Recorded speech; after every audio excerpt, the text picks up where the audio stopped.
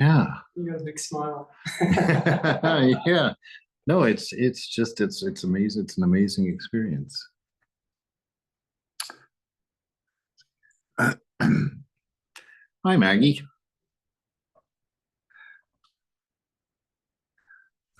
Hello. I realized you couldn't hear me. It's all right. I saw everything necessary. Who was that?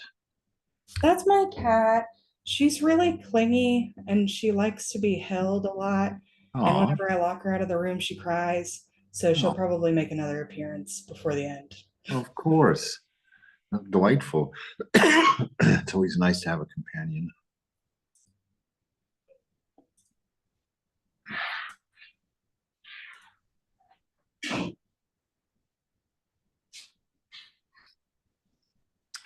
Hello, Trugina. Namaste. Namaste. Hi, Ma. Good to see you.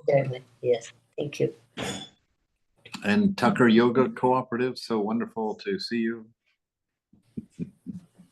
We've been fed. We haven't burned the place down. All is well.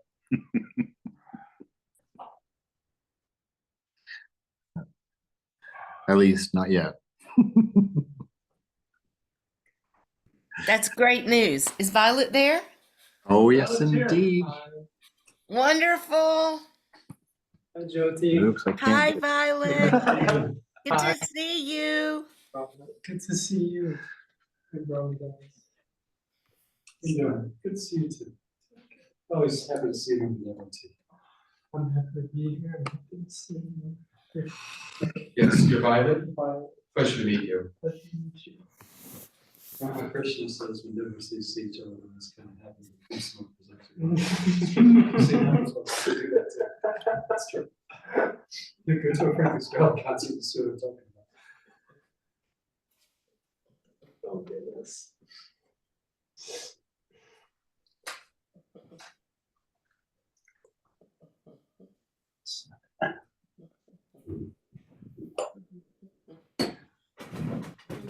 More oil in Yep, we're gonna need some more oil. there. More than I thought was there. Once it cools down, it's too hot now. I'll hurt my finger if I try to get it out.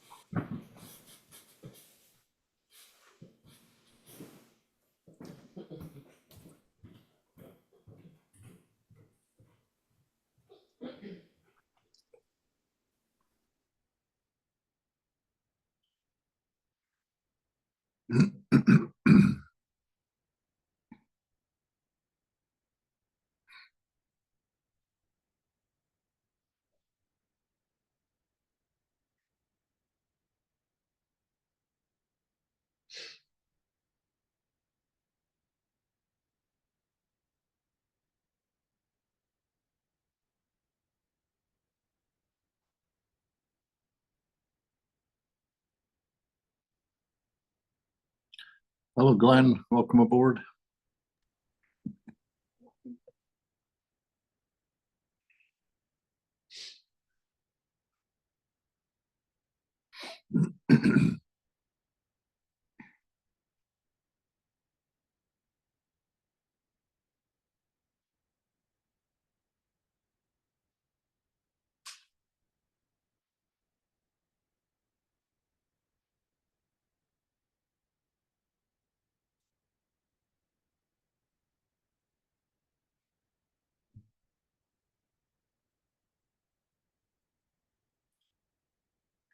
Hello, Lynette.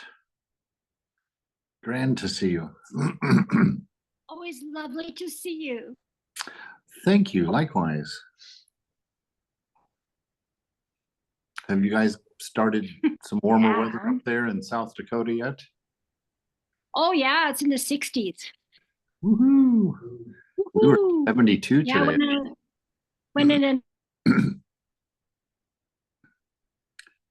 Oops. Your internet is Nice. spotty. Hello, Stephen. Welcome. Hi, Swami.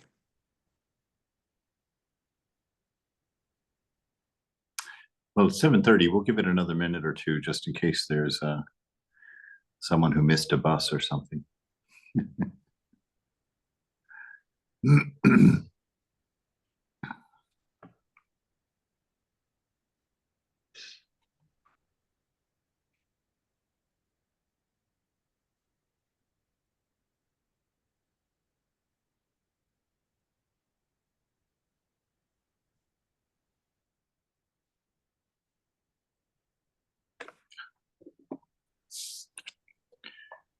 All right, let's start with our chant.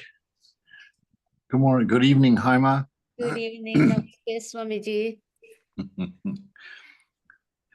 Om Sahana Bhavatu Sahano Bhunaktu Sahaviryam Karavavahai Tejasvinavaditamastu ma Vidvishavahai. Om Shanti Shanti Shanti. May the divine being look over us lovingly as a mother and father. May the divine being support and nourish us as a mother and father. May we have the strength and skill to study together the art of spirituality. May no misunderstandings arise amongst us. Om Shanti Shanti Shanti. Om peace, peace, peace be unto us all. All right, so we are in the second chapter, I think, of the Katha Upanishad. And we are looking at a very interesting topic, some of the qualities, as it were, of Atman. And we spent quite a bit of time on it last week, just saying that this self, it is not born, it does not die, it has not sprung from anything, nothing has sprung from it. Birthless, eternal, everlasting, and ancient. It is not killed when the body is killed. And then it goes on, Atman is smaller than the small, greater than the great, hidden in the hearts of all living creatures. A man who is free from desire beholds the majesty of this self through tranquility of the senses and the mind, and becomes free from grief. And so that's kind of where we left off. And really what we were using is the experience of dream to describe or to see how we could come up with a handle to grab onto what he's talking about, you know, how to know something that is not born and it does not die. If you look at the idea of dreaming at night, right, you, the self, the dreamer, enter into a dream body, right? You've got a dream going on, you enter into that dream, but you don't enter into everything in that dream, even though in fact you are everything in that dream. Everything in that dream is equally made of you. Yet when you enter into a dream at night, you enter into a particular in that dream, right? And so that self is not born within the context of the dream. It has, you know, it enters from the dreamer. It kind of descends into the more particular aspect of the character in the dream. And so it is from outside of the system, as it were. Now, anytime we're talking about Atman or Brahman or God or really any of the reality, we're never telling you what it is. We can never say something true about the ultimate reality. We can only point at it, right? And to be as true as we can means to point at it as closely and accurately as we can, but we can't actually say anything about the thing itself because it cannot fit within the confines of language, right? In subject, object, verb, it can't because it's a singularity. It doesn't have those three qualities. It's outside of time. It can't fit into the mind because it would have to obey time, space, causation, and it is not subject to any of those. And so without being subject to those, the mind cannot conceive of it. It simply cannot do anything with it because it doesn't have the aspects that are necessary for a thought, necessary to be able to fit into the mind. We saw that it doesn't kill and it cannot be killed. just like the character in the dream. The character in the dream can run about and kill everything else in that dream, but nobody has died. When you wake up, if you were dreaming of a friend of yours and you happen to, smack them upside the head in the dream, when you wake up, you're going to find your friend completely untouched. You weren't able to do it. And if someone kills you in the dream, the worst thing that happens is that you wake up from the dream. You cannot be killed, right? And then he goes on to say that the Atman is smaller than the small and greater than the great. And we talked about how that means it's not within relativity. It is the one thing that you know when that you don't have to know anything else for, right? And the only thing that you know that you can be sure of without being sure of anything else is that I am. And that is the name of God. That is Atman, that isness that exists as this eternal moment. So he's smaller than the small and greater than the great. And most importantly is that he's hidden in the hearts of all living creatures. So this is why we don't need to run around the world looking for this divine, this beloved dreamer. But we look within our own heart. And what does that mean? That means going before mind and before body, going into silence, the silence of the heart, where the presence of God is. According to Sri Ramakrishna, he says that the heart of the devotee is the drawing room of God, where God, a drawing room is where you meet and greet and entertain people. And I like that idea. That Thakur has always been there. He's just been waiting for you to come down the stairs from your thinking mind, travel down those stairs and come into that drawing room where he'll meet you and greet you and entertain you and give to you all that you had ever hoped for and sought in the world of thought, in the world of mind, in the world of active mind thinking. So a man who is free from desires, which means he has no attachment to body mind. All desires, right, within you, there's, we could say, one way of breaking it down inside. The scriptures have several different ways of talking about it. But within you, you're kind of a composition of three aspects. Again, we're just pointing, we're not saying that it's actually three aspects, but there's a body, mind, and then the self, as it were. And part of our practice is to go inside and recognize the boundaries of body, recognize the boundaries of mind, recognize how they interact and how they then display themselves to the observer, to the witness, the eternal witness, the self, the Atman. And you come up, you try to establish that little bit of wiggle room between being mind and being body. Because once you're in that space of silence and you're observing body and mind, you learn something you learn many things that are important. Thakur says that that's where all the gems are lying around outside the gates of the heart down there. Many things to find out. You'll find out about your eternal nature because you'll realize that time is merely the rate of thinking and that you are outside of that thinking because you are not mind, so you are eternal. And we find out also that all desires arise from either the body or the mind or a combination of the two. Quite often, actually, I think always, for presenting a desire, it takes a little bit of both. The body gets a sensation through the senses, the mind picks that up and pulls up a memory of something, and then an expectation is layered on top of that, an expectation of enjoying or experiencing that memory again, that pleasure again. And that's how that is formed. And so a man with no desire or person with no desire has come to understand that they are not body and that they are not mind and have come to know that they are that third component which has no boundary, which is why we can't really talk about it as a true component. It's really the container of everything. And he becomes free from grief. Right? Because in that, when the self is found or discovered or realized, whatever word we want to go for there, that you know that there is no imbalance there. There is no lack. There's nothing missing. It's perfect contentment. And you become aware of that beautiful hum of Satchitananda, that beautiful bliss that has been steady and stable forever. And now that you've separated yourself from mind, mind has filtered that out as white noise for your whole life. So you've never been able to enjoy your bliss because the mind is filtering it out and paying attention to all the changing sensations. We can see that that's kind of how the mind and the senses work, you know. And I always talk about smelling a rose, but do anything to anything.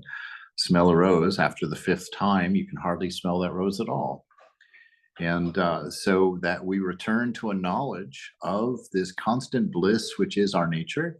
We become aware of this non-referential wisdom, a wisdom that spontaneously provides in the moment everything necessary for navigating the moment perfectly, which is why they say that the realized soul can make no mistake, because he's walking within his nature of pure wisdom. Right? And then, of course, our existence, our being. So we pick up tonight in chapter 2, verse 21, and he's continuing on with talking about Atman. And he says, though sitting still, it travels far. Though lying down, it goes everywhere. Who but myself can know that luminous Atman who rejoices and rejoices not? All right, so this sitting still, it travels far. What is that? You know, we have to establish first that in the dream that we're positing in order to kind of describe these things, that we're going to take a step two, which we often take. I talk about this all the time with folks, is that this world we live in is as much dreamlike as the dream world. We've talked about ad infinitum how the fact that all of our senses stop at the body and get encoded into sense information, purely just into biochemical information, and that information gets to the brain, and then the mind creates a symbol to represent that impulse, that information, and that symbol is what you see. You never actually have a direct experience of the external world, which is a good thing, because the sages tell us there is no such thing as an external world. Right? We just experience it as such. And once again, simply look at a dream. Obviously, everything in that dream is an internal experience. And yet, in that dream, you'll see trees and people and dogs and oceans as external to yourself. So you can get a taste of how these seeming impossibilities are actually the reality. They are actually true. And so we can take everything that we can learn from the dream and quite easily transfer it to the waking world, which also is simply creating symbols in the mind and presenting them to you, the witness. And the cool thing is finally we get a handle from which we can kind of allow the mind to get a taste of what Brahman is. Brahman is that ever-present eternal substance that is everywhere, that can become anything. That Brahman is what becomes everything within your dream, including you, the dreamer. And so in this world that you're looking at right now, all of the symbols for what you're looking at are all created of Brahman, you know. And don't forget that between all these symbols is an invisible air. And so you're literally swimming in an ocean of consciousness, an ocean of Brahman. You know, we're not really allowed to give any definition or any description of Brahman. So take all of this with a grain of salt. We're just trying to build faith, really, at this point. Just trying to give our mind an idea of how the impossible can be possible, and that this ultimate reality, which seems the opposite of reality when you hear these things, is actually quite possible, quite likely, and actually is true. So though sitting still, it travels far. This is like us right now. You can sit still, you can, the dreamer, let's use the dream again. The dreamer is laying there absolutely still.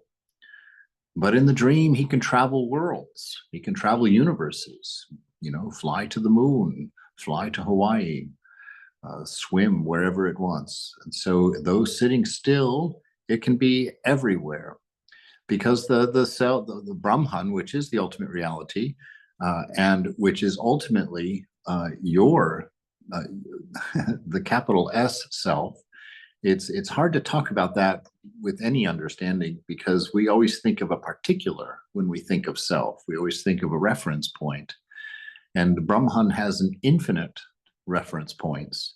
It is not any one of them, it is all of them. And so he is the entire dream, as is the dreamer, right? And so, but it's the me and mine that enters into the dream that creates the whole delusion. The me and mine means you take a particular point of reference and you identify with it. And through that point of reference, you wander through the dream. Even though all of it is yourself, the whole dream is in your head, your point of reference is in your head, the body that you've inhabited in the dream, whatever form it's in at that point, is in your head. And so everything is there and everything is of the same substance, the same oneness without a second. Yet because of the unnatural thought of me and mine that you place into the mind, it disturbs the mind greatly because it is not a native thought, to be separate and apart. And so it's very disturbing to the mind, and universes are created because of that little virus. Or I like to think of my two little fingers, me and mine, that I stick into that calm lake. Before I do that, I can see the moon in its entirety. I can see God exactly as God is in that reflection in mind, in pure mind. And Ramakrishna tells us that pure mind and Brahman are one, are the same. And so that undisturbed mind is your Shiva, and the disturbed mind, the mind of objects, where consciousness, which is the definition of consciousness, as we talked about, that awareness is, or consciousness is awareness with objects in it. And awareness is no objects. There's no objects in awareness. It is, you can't say anything about it. Let's just leave it at that. All right. So though sitting still, it travels far. So we can see how that's possible. Though lying down, it goes everywhere. Right? Just take a look at your mind during meditation. You can be sitting there trying to be absolutely still, and that mind is at the office, and then it's at school, and then it's with your wife, and then it's thinking about the problems in your desk at work, and then it goes everywhere, wanders everywhere, though still. Right? Who but myself can know that luminous Atman who rejoices and rejoices not? Right? So it is the container of all experiences, but it is none of those experiences. Between body and mind, between the world of ignorance and Atman or self, there's an uncrossable gap. So like between the dream and the dreamer, there's an uncrossable gap. Nothing in the dream can pass into the dreamer. Right? No knife can touch the dreamer, no water can wet the dreamer, no fire can burn the dreamer. Even though the whole dream burns down and then fills itself with water, you're just going to sit there at peace, undisturbed as the dreamer. And when you awake, you come to know the nature of the dream. It was unreal. Anything that was changing was unreal. And a real, very interesting point of study, or a point of meditation, is to understand that which is the dreamer, that which enters into the dream and takes on another body, that is the unchanging self, right? That is the thing that does not change. It experiences within this body experience. It experiences the waking world, and then seamlessly, as you go to sleep at night, it descends into the dream and takes another idea of itself. That's why I like to tell people that that renunciation is not difficult at all. That all of us do it every night to the highest extent. When you renounce the waking world and take on a new body in your dream world, you renounce everything of the dreamer. Right? You don't remember what happened that day. You're not married anymore. You don't have any kids anymore. You've become a pig in the dream, perhaps, and you've completely accepted that. You've renounced your human body. You've renounced all of your memories. You've renounced all of your future ideas. You've renounced everything and taken on a brand new identity. And so what is it that's left when the waking self renounces everything and enters into the dream and takes on everything? It's a beautiful meditation to sit there and ponder that, because that will show you the nature of an unchangeable ultimate reality that is the only real thing, right? The only real thing in the dream is that the self of the dreamer as it inhabits that body or that point of reference within the dream. And the same is exactly true when it comes to the waking state. That same self, unchanging, right, undefined by any condition or any circumstance, is the one reality. It is the only thing that's real.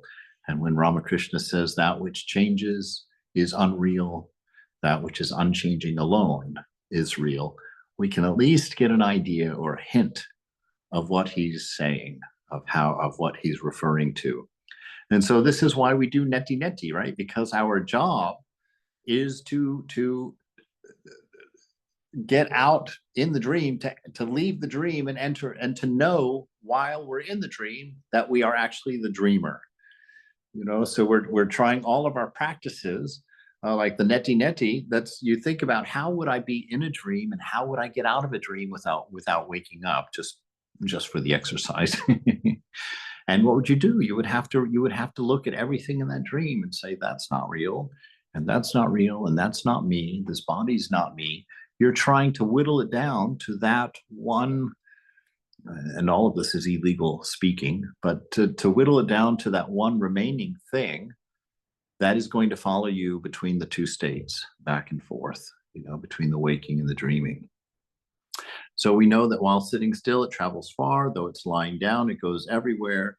And who but myself, the self itself, can know that luminous Atman who rejoices and rejoices not? There is no other knower. If nothing else is real, there is nothing else that can know. And what is it that illumines your dream, right? When you're dreaming at night, it's dark in the room, eyes are closed, under the covers. I say these things rather quickly because we've talked about them many times. What is it that illumines your dream? Well, it's the same thing that illumines your daytime living, your waking state also. It's the light of consciousness. And Eckhart Tolle, in his book, The Power of Now, equates that light with love. And we ended day before yesterday, somewhere, last class, we ended the last class with that idea that light and love are synonymous, right? And so that is how you can always know that the love of God is with you, that the presence of God is with you. So he says, the wise man, having realized Atman as dwelling within impermanent bodies, but itself bodiless, vast and all-pervading, does not grieve, right? So the wise man, having realized Atman as dwelling with impermanent bodies. Now, we always think impermanent bodies, we immediately think of death, but it's a lot easier if you think of it, the difference between the dream and the waking state. You know, the dream state, the body ends as soon as you awaken, right? As soon as you wake up to the waking state. And so you know that Atman dwells within this impermanent dream body, and it also inhabits this within the context of our example. We would say the permanent, of after you wake up, after you realize or come out of the dream. When you do that from the waking state, of course, you enter into the eternal. And so we'll kind of play with that idea and say that when you wake up from the dream, it's like similar, you can think of it as the idea of waking up from ignorance and coming into the reality. And so that this Atman dwells within these bodies, both of which are impermanent, the waking and the dreaming body, but itself is bodiless, right? Because how could it have a body of its own and then inhabit other bodies? So it has nothing to do with your body. Very important point to remember, that it's vast and all-pervading, right? Because actually, in the dream, that entire dream is the dreamer. The dreamer is creating all of that in the mind. There's nothing outside of the mind, the body mind of the dreamer that's in the dream. And so the fact that you've chosen a reference point in the dream is arbitrary. That you are actually everything equally in that dream, and just for the sake of it, you chose a single point of it because that's the only way to experience the story. That's the only way to experience the dream, is to take a reference point. If you became everything, there'd be no story, because you would see every aspect of everything simultaneously, and you couldn't break it into a narrative. Right? So egoism, which is that boundaryless, that idea of taking a single reference point, egoism is what allows the story. So all the stories of your life, anything that's not about the moment, is just story. And that's our bondage. We are forced to live the story that we create for ourselves. That's what karma is. That's what your dream is. And that's what our trouble is right now. So once this realized person, the wise person, comes to know the nature of this Atman, as that even though it dwells in these impermanent bodies, that itself is independent of them, and that it's all pervading, it's the whole dream, it's everything that you see, taste, touch, hear, and smell, and intuit, and more, that it doesn't grieve, because the narrative has stopped. There's no longer the boundaries of ego that allow it to experience the story of the dream, experience its karma, experience the choices that a particular is allowed to make. He says this Atman cannot be attained by the study of the Vedas, or by intelligence, or by much hearing of sacred books. It is attained by him alone whom it chooses. To such a one, Atman reveals its own form. This one is kind of an interesting statement here. Obviously, it can't be learned, right? Because it can't fit in mind. It can't fit in mind. It uses mind. It's reflected in mind, but it's not. It's not. It's not in mind.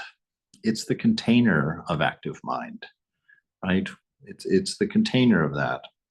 And so anything that you learn in your dream is going to be relatively real to the dream, but it's not actually going to be real information, right? You can think of that, like I remember when I was 13, I had a dream that I could fly. And in the dream, I flew very much like I swam through water by going like this. And in my dream, I had jumped off my brother's dresser and swam like that and began to fly in my dream.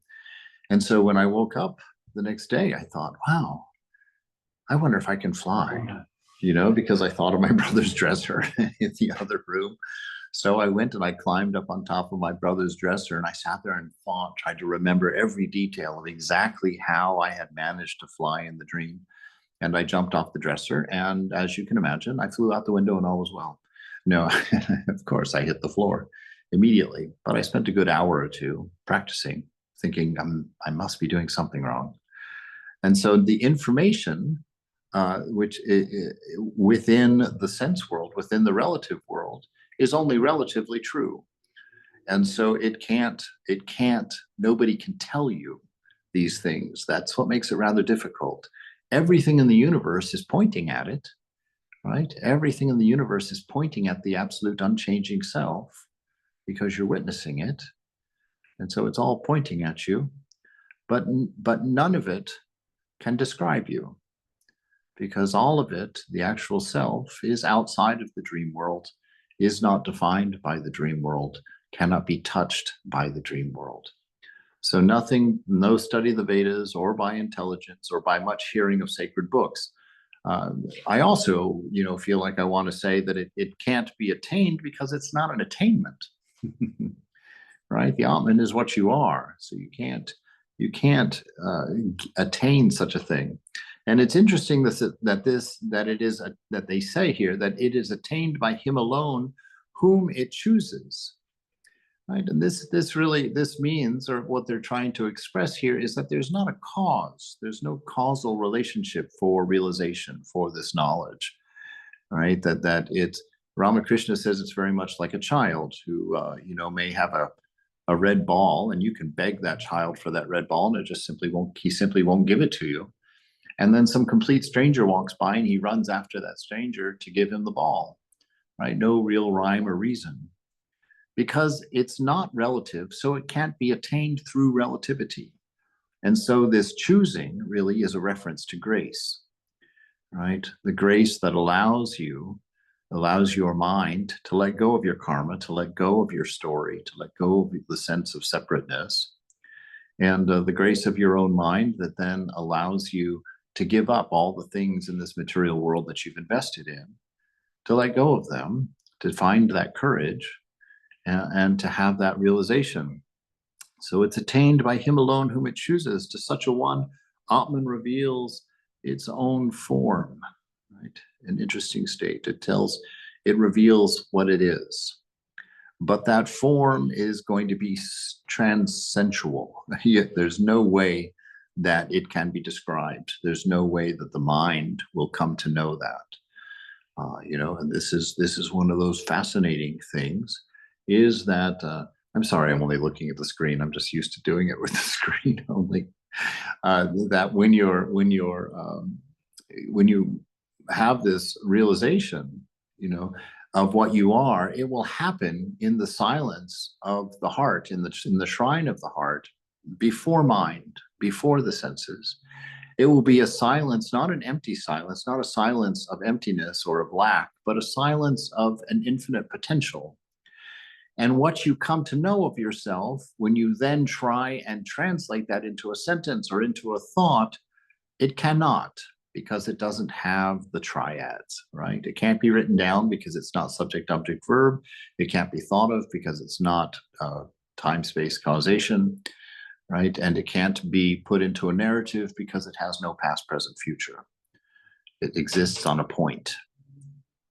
All right, so the Atman cannot be attained by the study of the Vedas or by intelligence or by much hearing of sacred books. It is attained by him alone whom it chooses.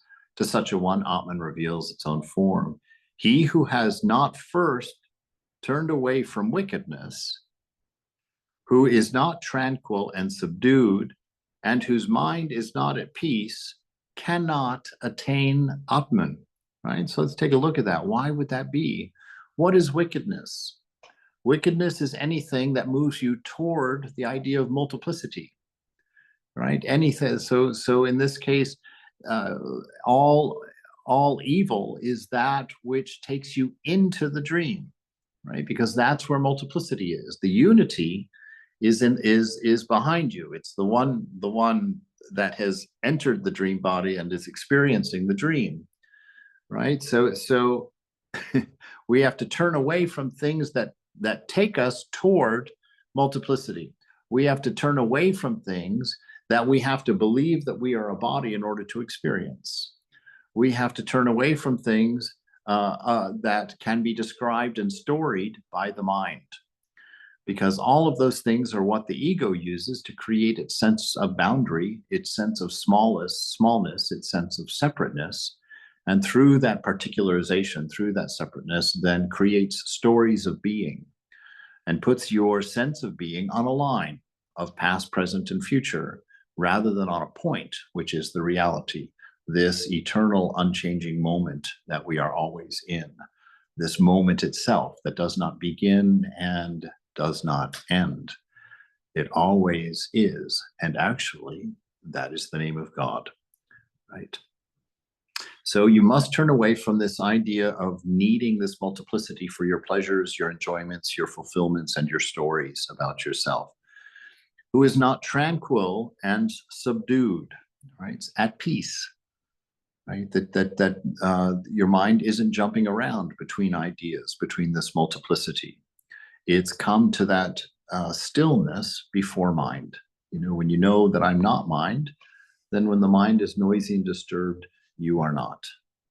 When the body is sick and disturbed, you are not, because you know yourself not to be these things. And I think that direct disciple of Ramakrishna, I think it was Swami Chukunatita or Turiyananda.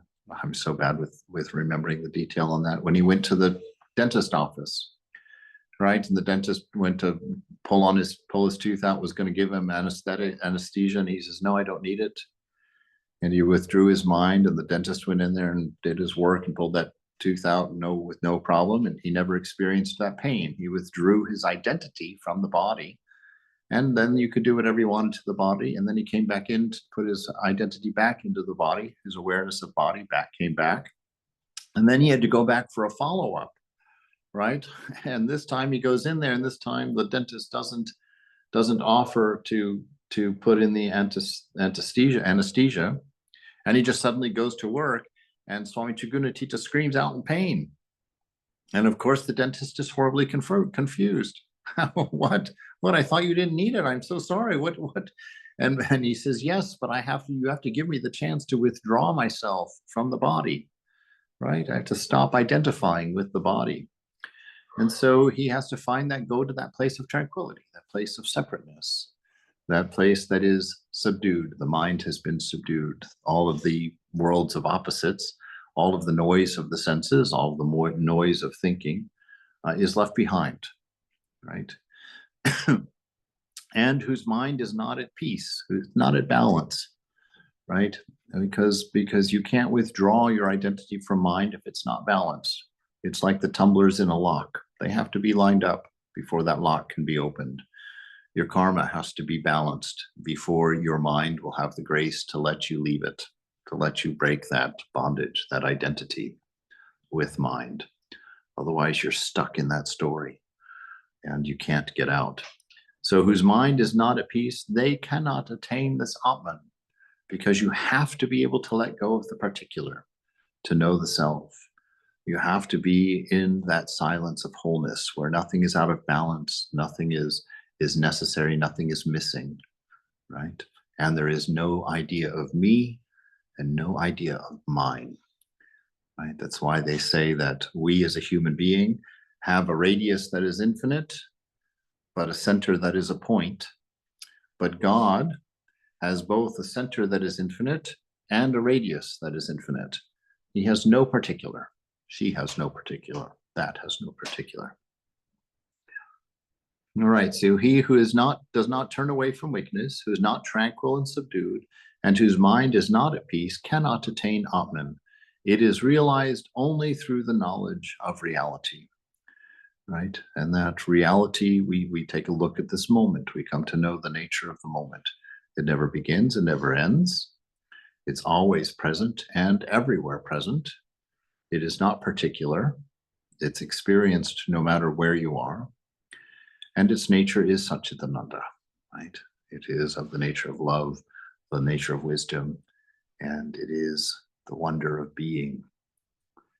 So then who knows where he is, he to whom Brahmins and Kshatriyas are mere food and death itself. So then who then knows where he is? He to whom Brahmins and Kshatriyas are mere food and death itself a condiment. Right? Who can know this in the sense that it cannot be learned?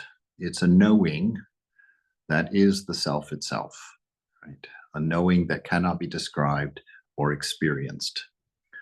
It's a knowing that is itself. So chapter 3, it says, verse 1 here. Is everybody on board? Anybody have a question or a concern or a correction? Yes, Frank. I've heard what you said before, in other things about the Atman is not reached through study and this and that. It's reached through grace for whom the Atman chooses. And I'm really uncomfortable with that because it feels like God has favorites. Like God chooses, well, no matter how much you do and you work, I'm not going to give it to you, I'm going to give it to him. And it just feels like favorites, like it brings me back to that Christianity thing that people pray, and then God decides, well, he'll answer yes or no. So that I'm just really pulled with that. But to me, it seems totally random. Like I'll choose you, but I won't choose you no matter what your spot on this were. So why bother? It's because he would choose me randomly. Yes, because you see, both of you are making assumptions that don't fit within what we've talked about, right? Who is God in the dream? The dreamer. And who is the dreamed? The dreamer. So thou art that is what we're dealing with here. Yeah. God is anything that your ego says is not you, right? But there is only one person in that dream, no matter how many people appear in that dream. And in this reality here, this seeming reality, we think we're all separate from each other. but we are dwelling in the mind of the beloved. We're in mind, and this is the dream of the beloved. But then as it doesn't mean were. this is that the Atman chooses or for the grace. Is because we choosing it is the same thing as God choosing it, because the dreamer and the dream are one. Yes, but what's the ultimate reality? That there's one without a second. Who is there to choose and not choose in the ultimate reality? There's none such thing. So even the choosing can only be experienced by the ignorant, right? From the perspective of the ignorant. And who is he talking to? He's talking to the ignorant, you and me. We're in the dream. We can't get out. We don't know who we are. So he's talking to us. So he can't say you get to choose, because then you'll be like, I get to choose. How can I choose this? I'm choosing. And why isn't anything changing? Right. So it's not an act of choosing as such. Right. And it's not being done by another as such. This is a relative statement about the sense of other, this sense of yourself, and that this will manifest at the time that it manifests, because it's always true. You already are that. The truth is there. When you're in the dream at night, you're still the dreamer, whether you know it or not, whether you have any idea of it or not. And then you wake up, right? And you wake up because of something outside of the system. Just this is just all for example. You wake up from something from outside. You didn't wake up because of something in the dream. You didn't wake up because of a process in the dream, because of something you knew in the dream, because of something you learned in the dream. That impetus came from outside. And what was it? Well, there's numerous possibilities. The alarm went off, someone dumped cold water on your head, you had a heart attack, your foot hurt, a cold breeze came through the window. Thousands of reasons, right? None of which can be known from inside the dream. So if you're going to try and tell somebody inside the dream what it is to wake up and why they're going to wake up, you can't really say. You have to say, oh, it will happen when the conditions choose, when the waking world decides. You know, there's no way of expressing it, especially if they don't even know that they're a dream within a body, you know, within a context already. They don't know, so they don't have any idea. And if you start talking to them about the dreamer, they're going to cross their eyes, just like you and I do when people talk about God. We're like, well, what's that? And who's that? And why? And how can he choose that? How dare he decide when this dream ends, you know, and whatnot like that. And then what was your thing? You said, Yeah. oh, it seems arbitrary. Yeah. Well, of course, you know, it is to the dreamed, to the people in the dream, the waking up is arbitrary. They don't know when or why it happens. It doesn't seem to happen because of anything in the dream or anything that they know and are aware of. It happens for something that they're not aware of. And that's really all he's saying here, is that in our state of ignorance, our illumination comes, our seeming illumination, because we're, you see, it comes from something that we don't have a context for, something that is not contained within our ignorance, something that is not available for us to look at through our ignorance. And so this is how he's describing it. Does that make any sense? Does that alleviate it at all? There's no other way to talk for him to talk about it. God is not in time-space causation.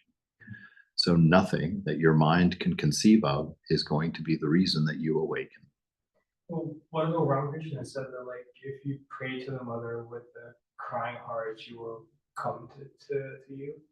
Yes, when you get tired of the dream, when you stop, when you're willing to let go, when you're willing to renounce everything. But isn't that part of time, space, and causation? The preparation, for holding, but the thing itself is not. But according to Ramakrishna, it's the mother comes to you because you cry, which is in time, space, causation. She doesn't come on your time schedule. If you sit there and cry, she's not just going to immediately do it. She'll come when she comes, and there'll be many people crying, because the scriptures say that there is that realization is the one effect that has no cause. Otherwise, it's just a mercantile transaction. It's not grace. So then what's the point of, like, spiritual practice and journey and all that stuff? Well, it prepares you. to hold it when it happens. That's how it's described. Because there's no relationship between what's going on in the dream and what's outside the dream. But you cannot know, you cannot find, I mean, you can't get to the precipice, the pickup point, as it were, where grace is going to pick you up. You can't get to that point without these things. Life, although, is going to carry you there either way. Everybody wakes up from their dream, ultimately. So everybody's going to get there, whether it's this life or not. Could you reach the precipice of control your senses, subdue everything, and the grace still not come? Grace will come, but it won't come because of anything, and you don't know when it will come. And so we're like in the Christian Bible, it's got that parable of the virgins, I don't know, 7 or 9 or however many there were, who were going to go to the wedding, but they were waiting for the bridegroom to show up to go. And so they all had their oil lamps lit, and only a few of the virgins had brought enough oil in case they ran out of oil in their lamps. And the bridegroom took a while and was late, and so some of those virgins ran off to get more oil for their lanterns because they had forgotten to bring it. And during that time, the bridegroom shows up and takes the wedding party to the wedding, and the other virgins show up with their extra oil, and they're like, "Hey, where did everybody go?" It's like that. It's like, that's just how it works. And your practice in this world alleviates your suffering. It alleviates your being convinced that this world is real, and that your bondage is real, and it does not give you any hint of your true nature. And so you would live in utter confusion. And so we practice, to alleviate suffering. And through that, we find our peace of mind, and ultimately grace comes to us in that way. Like Rama Vivekananda was giving a lecture in New York to a room full of people. And he said that he knew that he could enlighten everyone in that room. And when he realized that, as he was speaking, he stopped speaking, walked off the podium and out the door, just ended it. And when asked why, he says, because not everybody in that room could contain it, could hold it, and it would break them. It would break them. And so they were not prepared. They couldn't hold that kind of energy, that kind of experience, and it would have broken their mind. It would have done them ill. Those are all just pointings. I suspect the real thing behind it we can't really know. But it is not a cause and effect, because it is not a condition of mind. Cause and effect belong to the mind, not to the ultimate reality. Kind of like that. Is it? How can it be, though? The promise is that you will get it. No, but like I think about someone that has subject everything, done all this practice, and then it takes them like 20 lifetimes to finally get the grace. I mean, it does come to your point, but like Mm-hmm. it seems like kind of let that wait, hypothetically having to wait 20 lifetimes after you really subject your senses. Yeah, but there's a parable about that also, about that wait. Remember that parable about the 2 boys that go to their guru, and the elder boy goes to the guru and says, "Teacher, am I going to realize God?" And the teacher says, "Yes, you are." And the boy says, "When am I going to realize God?" He's very excited. And the teacher says, "You see that tree right there behind you, that mango tree? You see how many leaves are on that mango tree? In that many lives, you're going to realize God." And that boy went away sad, because he was going to have to wait for that many lifetimes. He lost all of his joy. Well, his younger brother comes up then and says, Guruji, am I going to realize God?" "Yes, little one, you are going to realize God." "How long? When will I realize God?" And he takes him over to the edge of the cliff, and he says, "Do you see that valley there with the mountain at the end? Do you see the forest of trees as far as you can see?" "Yes, Maharaj. As many leaves as you see in that distance, in that many lifetimes, you'll realize God. And the boy just is jumping up and down, just so excited. He doesn't care. He's like, I'm going to realize God. I'm going to realize God. You're going to realize God. You see, he had transcended. He knew what was the one most important thing, and he gets his realization on the spot. For that, because he realized that time, space, and causation were unreal. It didn't matter how long it took, that none of that was real. And he accepted the gift immediately and had his realization. Now, is that satisfying or is that not satisfying? I don't know. But the point is, it's the attitude, it's the patience, it's the keeping your eyes on the truth now and enjoying it now. It's one thing I tell people when you meditate, meditation is really the assumption that you're realized. It's interesting because Suzuki, a Lama I think he's a Lama, Buddhist, and he, anyway, he was a seer. He writes in the book, and one of the first things he says in his book, Zen Mind, Beginner's Mind, that the Buddhist doesn't sit to realize God. The Buddhist sits to know that he has already realized. And so your meditation, you're not the doer in it, right? You're not the doer in anything, but you're also not the doer in your meditation. So your meditation is you sitting there and accepting the fact that you're already realized, accepting grace, accepting the truth, and trying to get to the point where you can accept that grace. Because to accept, one of my favorite statements is, to accept infinite grace, you must have an infinite humility. So as you sit there, in your meditation, your focus is on the grace and opening up to it. Your focus is on the fact that the nature of all things is a pure and unconditioned love, an infinite wisdom. And you can enjoy that, imbibe that deeply, stare into mother's eyes, lay in her lap, whatever your representation of that divine perfection is. You can enjoy it and sit in that presence. And all you do, your only thing that you do, because there's no doer, is simply make yourself available to the love of God. And just doing that in faith will take you there. Not because of it, right? But just because that sort of attracts, like Thakur says, that cleans the dirt off of the magnet, or so that the compass needle can know which direction. Ching, ching, ching, ching. So it lines it up for you. But isn't there sorry to keep asking questions. No, that's all right. Okay, but isn't there the other way of meditating, No, there's infinite ways of meditating. Yeah, that's what attitude of surrender, but can't you also have that earnest concentration and drive while you do it, how Patanjali Yoga Sutras talk about? Yeah, you can do it in numerous ways, right? You can do it in numerous ways because it's the basic basically all paths are trying to do one thing. They're trying to destroy your ego, your sense of separateness. However you do that, it's up to your disposition, whatever you think works, whatever you want to practice, whatever you can manage to do.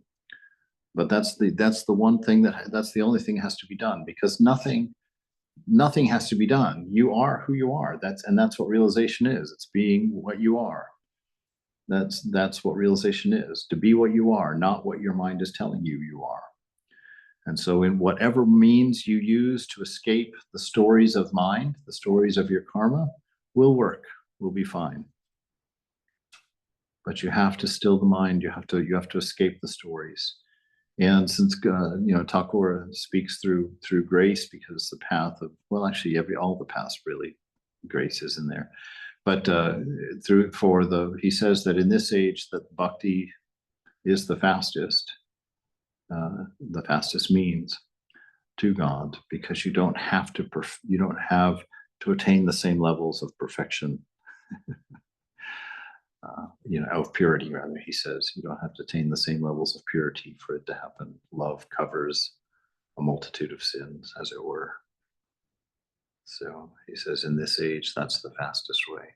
The other ones, you have to play the highest, you have to be able to sing the highest note and hold it for a moment. But yes, all the paths are meant to take you there. And they describe it in various ways. It doesn't matter. They're all described from within the dream to try and allow you, the dreamed, to arrive at the conclusion that you're the dreamer. Like that. And the time that you wait is imaginary. There was no passage of time. God is not in time. So for realization, it's irrelevant how long it seems.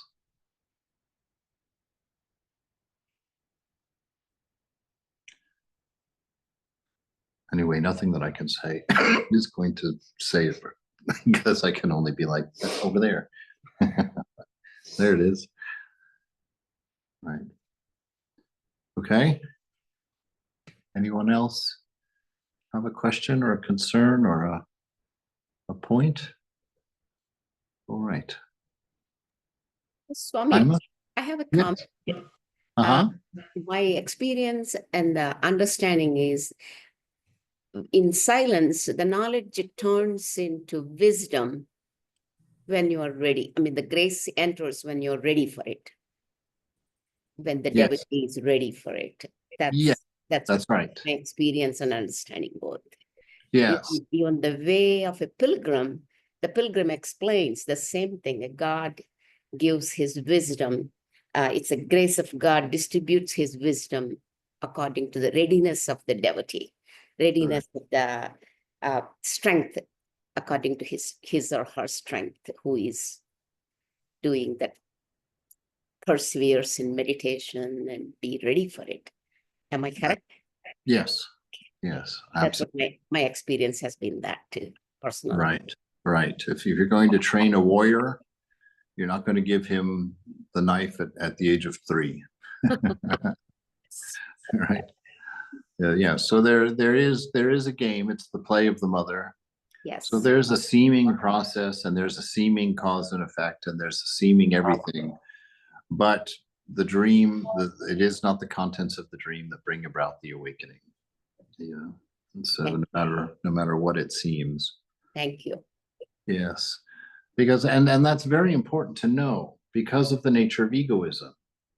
If realization was an attainment and if what you did got you there, then there's a cause for pride. There's a cause for egoism. I did this. I accomplished this, right? And the opposite has to happen. So by necessity, the ego has to be powerless because the ego must be destroyed. And so since the ego is the narrative of the dream, you cannot have a narrative that leads to freedom from the egoistic perspective. It has to be outside the ego's possibility. Oh. So I was wondering on like what we talked about the other day, how the mother said that if you wanted your realization now, you would have it. So isn't that again within the cause and effect story? You wanting it's in time, space, and causation. Well, no, not really, because how do you want it if you don't want it? What are you going to do? You know, at this point, she says you can have your realization this moment if you want it. So what's that going to make you do? You're not realized this moment. So there's something you want more. You better go in and find out what that is. And you better take the mother with you. And by her grace, she'll show you. Right? So in a sense, you know, it's there, but these are things that we are and aren't in charge of. This, you know what Thakur would say, you came here to eat mangoes. Don't worry about how many leaves. Enjoy the mangoes, enjoy the mother, enjoy God, enjoy being, enjoy the ride, you know, but keep your eyes on God. Keep your focus on freedom. Always say to yourself, I'm free, I'm ever pure, I'm blissful, I am loved of God. And go forward and leave it to the beloved to pick you up when he's ready to pick you up. And know that it's not a statement about your worth. Your value lies in the fact that the image of God is within you, that divine principle of Satchitananda. That's your value. What happens and what goes on and how you play the game and what story you tell doesn't have any bearing on your value as a person, your value as you as you think you are. None of your faults, none of your mistakes, none of your long avenues of exploration count for you or against you at the end of the game. They were just part of the fun, as it were. Each one carried its own reward or its own suffering as part of the game.